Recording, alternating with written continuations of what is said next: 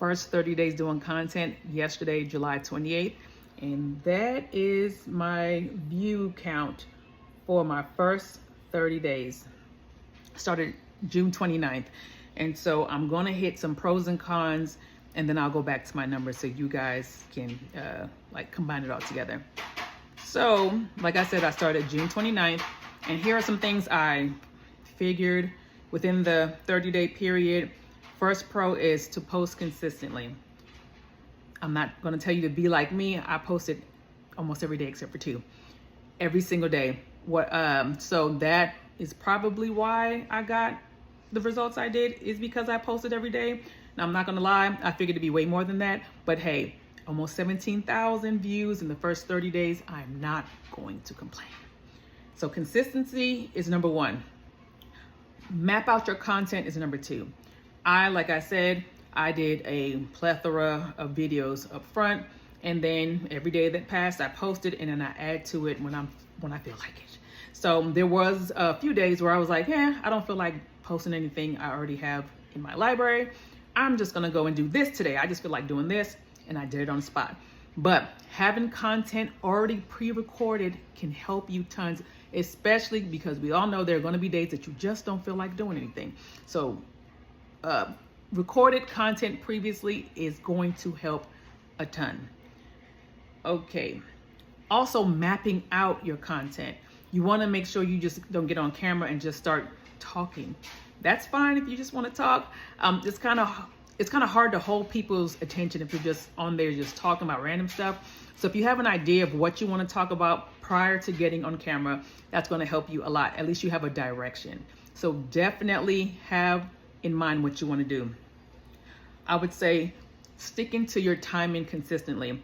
I post between 12 and 2 every day. I don't know what made me start doing that. It was just on a whim. I'm like, you know what? I'm going to post these days. So I started posting around those times every single day. Eventually, the analytics will say to you, if you go into your audience, it'll say your audience views around this time. So coincidentally, the audience that I've been gathering are viewing the majority around that time, which is great because, if I had to change it, I would, but luckily I don't have to change that. So whenever the analytics gives you those numbers, I would say try to stay consistent to the numbers or to the time frame that the analytics gives you. I think that'd be very helpful. Another thing is stick to a consistent topic. Now, my topic is food, everything food. I do budget meals. I do DIY pantry hacks. I do fun food facts. Although there's different facets to my channel, it all relates to food. Now, I can say that I am starting to realize which ones people are drawn more to than the others. The ones I get the most views are my fun food facts because they're real rapid fire, right? However, the ones that I get the most retention, like I get 70% stayed to watch, are my videos where I'm saying, hey, I found this deal here. Go here and save money. That's where I get the most of my retention. Although the views are lower, it's normally, 600, 700, 800, 900. The retention is a lot higher. So definitely pay attention to that. That leads me to my next one, analytics. I'm not saying to be obsessive about your analytics, but you definitely want to check it now and then. I am obsessive. There are days where I'm like, every hour, check. Don't be like me. Check it and kind of analyze what's going on and then tweak whatever you need to tweak day by day. Whatever information that's formed that day, you'll see the finished results the following day to where you sit. So definitely monitor that. And that's how you're going to get better, right? So you check your analytics and day after day, you'll just keep adding to it and you'll get better and you'll see exactly where you are more, what's the word I'm looking for? You're doing better in versus you need to probably work on. So check your analytics. The next one, use AI guidance. Whether it's ChatGPT, Gemini, whichever one you want, there is in your YouTube studios, it's called your AI helper. I would definitely advise you to help the AI helper, and I'm going to tell you why. Because the AI helper can analyze your video at the drop of a dime. So if you ask the AI helper something, it can go back and say, hey, in this part of your video, you were kind of stammering a little bit. Maybe you should work on that. Or when you turn your back to the camera to go get your notebook, try to make sure you have all your items right near you. It is a lifesaver. It'll definitely pick apart your video, which seems kind of, but it definitely helps you. So I would advise you, if you're going to use any of the AI, I would say use the AI helper on YouTube Studios. Also, if you're not that good at things like making your thumbnails, it can whip up a thumbnail for you immediately. Like I was saying, you're able to whip up, or they're able to whip up your thumbnails so quickly. And it's probably going to look 10 times better than what you could have done yourself. And it's going to save you time. So why struggle with trying to do these if you have something that can do it for you? If you're talented like that, go ahead and do it. I have no talent when it comes to that whatsoever. So that has been a lifesaver for me. Saved me a lot of time where I can just click, stick, post, end of story. All right, let me get back into my notes. I'm sorry. The next thing is, like I told you before, the feedback. Whatever feedback it gives you, tweak it. See if the feedback that AI gives you does help you at all. So if you already pre-recorded a video, sometimes it'll say like, hey, you pre-recorded the video, that's fine. However, put an overlay here, or maybe you want to insert a picture here, or maybe you want to say this at the end, or maybe you want to interject your voice or do an audio. Use the feedback and then balance. I can say there was one time it gave me feedback on my fun food facts, right? And I adjusted it, and it could have been coincidental, but it also could be that the feedback was valid. But I did see a spike in retention. So definitely tweak it. And if it don't work, you can always go back to your regular, right? You don't have to stick with that and continue doing what it says. If you feel in your heart that what you're doing is best for you, do what's best for you. The next thing is engaging with your audience. You definitely want to engage with your audience because it does draw in other people. When they see there's a conversation going, there are people that want to get in on a conversation. So if you do get comments, reply. That's it. So then we're going to go into the negative things. I would avoid over posting. I did, like I said, post every single day except for 2 days through that 30-day period.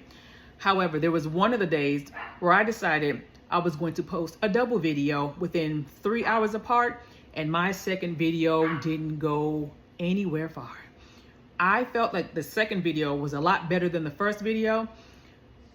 However, I wasn't able to be able to tell that because I think the initial video kind of overrode the video I thought would do the best. So that was a lesson learned for me. Maybe it was just me, maybe that works for other people, but for me, it was like it was competing against each other, and the initial video was taking off and that one kind of suffered. Another thing I learned just the other day, if you're doing your long form videos, you want to record in landscape. On my camera, I just noticed it won't record in landscape, so I have to force the landscape in like CapCut to where it adjusts it for me. If you don't record in landscape and you post a vertical video to your long form videos, it is going to completely omit your thumbnail on the feed. I just learned that last night. So I'm going to adjust. So all my long form video, you see awkward poses, and I was a little upset. And I felt like if I were to have the thumbnail would have been the bang I needed to draw them in like I do with my short form videos. I mean, I had one video with my eyeball, like, yeah, I was, So make sure you adjust it to do the long form. It will on the back end show that the thumbnail does exist. On the browser, it would also show, if you pull it up on your TV, it's going to show the thumbnail is there. However, for some reason in the feed, it's showing a still shot, and 9 times out of 10, it's going to be a very awkward shot that people are just going to skim on by. So please make sure that is one of the ones that you pay close attention to.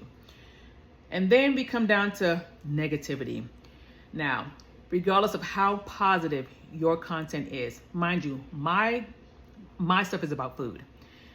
There's no negativity that I can think of on my channel that is spewed about food. However, there's always going to be someone that is offended or get upset about any and everything. I can tell you that I had a certain community get really upset with me because they thought I was excluding or judging their community because I was talking about prepackaged items. The only thing I was trying to do was to bring light to, hey, did you know that they're getting this much money from a lot of us as buying these prepackaged items? It was just an awareness, like, hey, you're spending $500 extra a year doing this when you can do this. My show, my video, my content, is only to bring awareness. It is not to denigrate no particular person, place, thing, community. That's not what I'm here for. I'm bringing awareness. I'm the watchdog, okay? I come, I give you information, I give you the deals, all that. Please, no one get offended. But for some reason, that particular video pissed a lot of people off and they were going at it in the comments. So please, if somebody does alert you that something could be offensive, adjust it. I've made adjustments and I put a disclaimer now on my video so no one can be offended. And damn it, I'll tell you what, someone's still gonna be offended because I've had to be offended even after the disclaimer posted across the screen, the whole video. Okay, so those are the things I can think of right now that hopefully can help somebody. So I'll go back and pull up my numbers. Like you saw, in the 30 days, I got 16,354 views. And that was initial views. So as you can see here, going through my content, you see the amount of views each video has gotten. Again, I only started on the 29th of the month. Here's the video I posted today. You can see how that's doing. Within the month, I received 39 subscribers, which I guess is good. I think overall, when I conversed with AI, it said I'm doing pretty good for a brand new content creator. I don't know for sure. They would know better than me. But here's the video I posted today here and the views I've gotten so far. Comments, I do need to reply to some of those comments. And I know this is going to show opposite of how I'm seeing it, but there you can pause to look at that. You see right now I got 45 subscribers. Time watched, I can give you the total time watched for the whole time. My let's see, hasn't been that much, but this is how many hours in the 30 days. Can you see? Ooh, there we go. In the 30 days, granted, it's not a lot, but again, I'm just starting. I'm sure there are content creators that's 30 days in that's doing way better than I am. So I hope that helps someone. I'm hoping that I can get a few people commenting that can help me. Tell me that if certain things work for you, or maybe I can tweak certain things. I'm willing to learn. My ears are open. My eyes are open. If we can help each other, hell, if you guys get on here and like what I'm talking about, or like my journey, every 30 days I'm going to post because I want to document my journey for myself also without having to write down notes or hide notes somewhere. So this is going to be helpful to me also. Let's follow each other. Why not? All content creators, new ones, come here. Hey, but anyways, I thank you for watching and you have a great night. Bye.